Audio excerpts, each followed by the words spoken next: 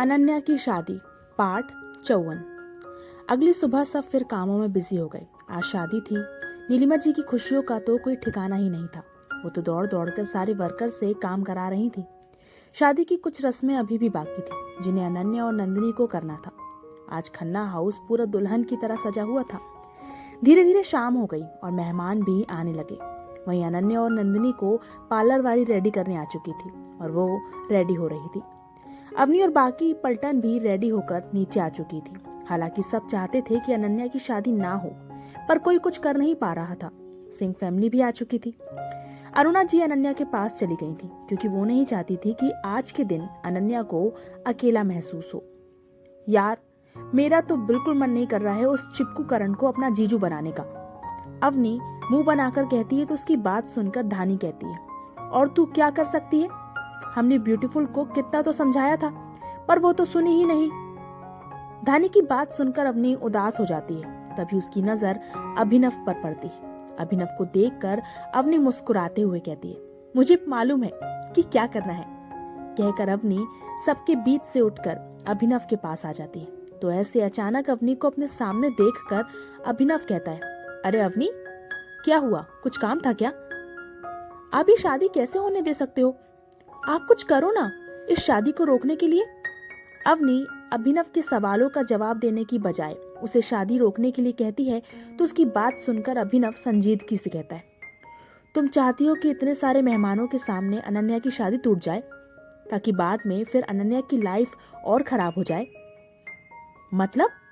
अभिनव की बात सुनकर अवनी उसे देखकर असमंजस से पूछती है। तो अवनी को अभिनव समझाते हुए कहता है, मतलब ये है कि हमारा समाज कितना भी डेवलप क्यों ना हो जाए, लेकिन आज भी ऐसे बहुत से लोग हैं जिनकी सोच के हिसाब से शादी टूटने की सारी गलती लड़की की होती है, फिर चाहे लड़के में कितने ही खोट क्यों ना हो। उंगली लड़की पर ही उठती है और मैं ये अनन्या के साथ नहीं होने दे सकता। अभिनव की बात सुनकर अवनी शांत हो जाती है। वो अभिनव को देखकर कुछ पूछने को होती है कि तभी अभिनव का फोन रिंग करता है और वो अपना फोन उठाने के लिए वहां से चले जाता है। थोड़ी देर बाद करण और वरुण भी अपनी फैमिली और रिश्तेदारों के साथ आ जाते हैं। नीलिमा जी दोनों का स्वागत करती हैं और उनके सेहरे को हटाकर उनका तिलक करती हैं। फिर नील जी भी दोनों का स्वागत करते हैं। नील जी और नीलिमा जी सबसे मिलते हैं। फिर करण और वरुण को स्टेज पर ले जाते हैं। वहीं बारात की आवाज सुनकर रूम में अकेली बैठी अनन्या का दिल डर और घबराहट के कारण जोर से धड़कने लगता है। उसे कुछ समझ नहीं आ रहा था कि वो क्या करे। वो कहीं भाग जाना चाहती थी। अचानक ही उसके सब्र का बांध टूटता है और वो जोर जोर से रोने लगती है। तभी उसे अपने कंधे पर किसी का हाथ महसूस होता है। वो जब पलटती है तो सामने अरुणा जी थी। अनु, क्या हुआ बच्चे, ऐसे क्यों रो रही हो? कुछ हुआ है क्या? क्या हुआ, बता मुझे। अरुणा जी अनन्या को रोते देखकर परेशान होते हुए कहती है तो उन्हें देखकर अनन्या का सब्र जवाब दे जाता है और वो अरुणा जी के गले लगकर रोते हुए कहती है, आंटी क्या हुआ बेटा, बताओ। अरुणा जी अनन्या के सर को ममता भरे स्पर्श के साथ सहलाते हुए उसे शांत कराने की कोशिश करते हुए कहती है तो अनन्या रोते हुए कहती है, आंटी डर लग रहा है, मुझे कुछ समझ नहीं आ रहा है, मैं क्या करूं? अरुणा जी अनन्या की बात सुनकर खुद से अनन्या को दूर कर बेड पर बैठाती हैं। फिर उसे देखकर कहती है, तूने तो मुझे डरा ही दिया बेटा। ऐसा कोई बड़ी बात नहीं है। हर लड़की को अपनी शादी के दिन यही सब महसूस होता है जैसा तुम्हें हो रहा है। इसमें रोने वाली बात नहीं है। चलो अब रोना बंद करो। ये तुम्हारा नया सफर है बेटा, जहाँ ऐसे बहुत से पड़ाव आएंगे। बस उनसे डरना मत, बल्कि डट कर सामना करना। थोड़ी देर बाद अनन्या और नंदिनी को नीचे बुलाया जाता है। दोनों नीचे आती हैं। अभिनव और बाकी सब तो अनन्या को देखते ही रह जाते हैं। वो शादी के जोड़े में इतनी सुंदर लग रही थी जैसे मानो आसमान से कोई परी उतरकर जमीन पर आई हो। अभिनव तो बस अनन्या को देखता ही रह जाता है। वहीं नील जी भी अनन्या को देखकर इमोशनल हो जाते हैं। दोनों दुल्हनों को स्टेज पर ले जाया जाता है। उनकी जयमाला होती है। फिर उन्हें मंडप पर ले जाया जाता है। मिसेस वर्मा दोनों दुल्हनों का घूंघट और दुल्हों का सेहरा लगा देती हैं। अनन्या के लिए एक एक पल भारी हो रहा था।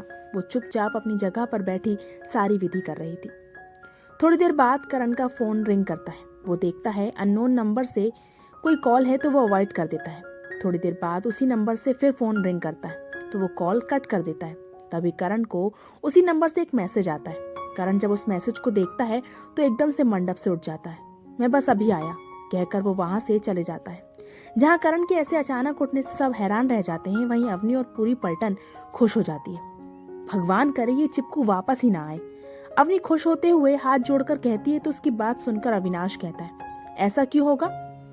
देखा नहीं उसे कोई फोन कर रहा था, डेफिनेटली उस अपनी गर्लफ्रेंड से मिलने गया होगा।